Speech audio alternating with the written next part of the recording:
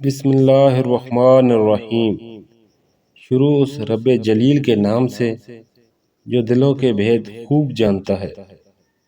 کائنات کی تاریخ میں کچھ ہستیاں ایسی گزری ہیں جن کی پاکیزگی کی گواہی خود اللہ تعالیٰ نے قرآن پاک میں دی۔ انہی میں سے ایک مریم علیہ السلام ہے۔ وہ ایک ایسے خاندان سے تعلق رکھتی تھی جسے اللہ نے تمام جہانوں پر فضیلت دی تھی۔ قرآن پاک میں اللہ تعالیٰ سورہ آل عمران آیت نمبر 33 میں فرماتا ہے، بے شک اللہ نے آدم اور نوح اور آل ابراہیم اور آل عمران کو تمام جہانوں پر منتخب کر لیا۔ حضرت مریم علیہ السلام کے والد کا نام عمران تھا، جو بنی اسرائیل کے ایک انتہائی نیک اور معزز انسان تھے۔ ان کی والدہ کا نام حنا تھا۔ یہ وہ دور تھا جب بنی اسرائیل میں انبیاء اور صالحین کا سلسلہ جاری تھا، اور عمران کا گھرانہ تقویٰ کا نمونہ سمجھا جاتا تھا۔ حضرت مریم علیہ السلام کی والدہ حنا کافی عرصے سے اولاد کی خواہشمند تھیں۔ ایک دن انہوں نے ایک پرندے کو اپنے بچے کو دانہ کھلاتے دیکھا تو ان کے دل میں ممتا کی تڑپ جاگی۔ انہوں نے اللہ کے حضور ایک ایسی منت مانی جو تاریخ میں امر ہو گئی۔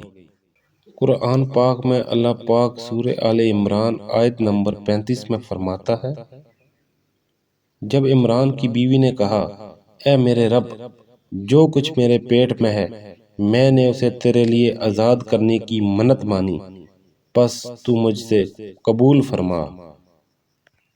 اس زمانے میں آزاد کرنے کا مطلب یہ تھا کہ وہ بچہ دنیاوی کام نہیں کرے گا، بلکہ اپنی پوری زندگی بیت المقدس کی خدمت کے لیے وقف کر دے گا۔ حضرت حنا کو امید تھی کہ بیٹا ہوگا، کیونکہ اس وقت صرف لڑکے ہی ہیکل کی خدمت کے لیے وقف کیے جاتے تھے۔ جب ولادت کا وقت آیا تو اللہ کی حکمت کچھ اور تھی۔ اللہ نے انہیں بیٹے کے بجائے بیٹی عطا فرمائی۔ حضرت حنا نے حیرت اور عاجزی سے اللہ کو پکارا۔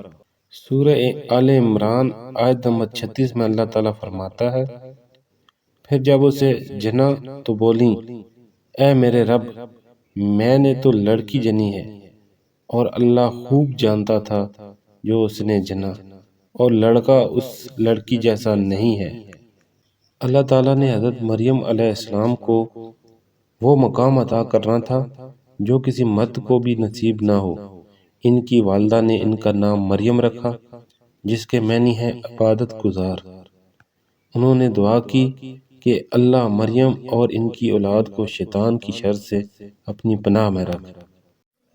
اب مسئلہ یہ تھا کہ لڑکی ہونے کے باوجود انہیں مسجد میں کیسے رکھا جائے۔ حضرت زکریا علیہ السلام جو مریم کے خالو تھے، انہوں نے ان کی کفالت کی ذمہ داری لی۔ مریم علیہ السلام کے لیے مسجد میں ایک خاص حجرہ بنایا گیا، جہاں وہ دن رات اللہ کی عبادت میں مگن رہتی۔ جب بھی حضرت زکریا علیہ السلام ان کے پاس حجرے میں جاتے تو وہاں بے موسم کے پھل پاتے۔ وہ حیران ہو کر پوچھتے، اے مریم، یہ رزق تمہارے پاس کہاں سے آیا؟ وہ بولیں، یہ اللہ کے پاس سے ہے، بے شک اللہ جسے چاہے بے حساب رزق دیتا ہے۔ سورہ آل عمران آیت نمبر 37۔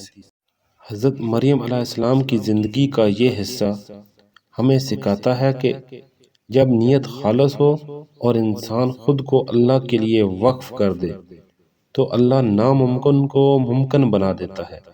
ایک عورت ہو کر انہوں نے وہاں مقام پایا کہ فرشتوں نے آ کر انہیں بشارت دی، اے مریم، اللہ نے تمہیں چن لیا ہے اور تمہیں پاک کر دیا ہے، اور تمہیں تمام جہانوں کی عورتوں پر برگزیدہ کیا ہے۔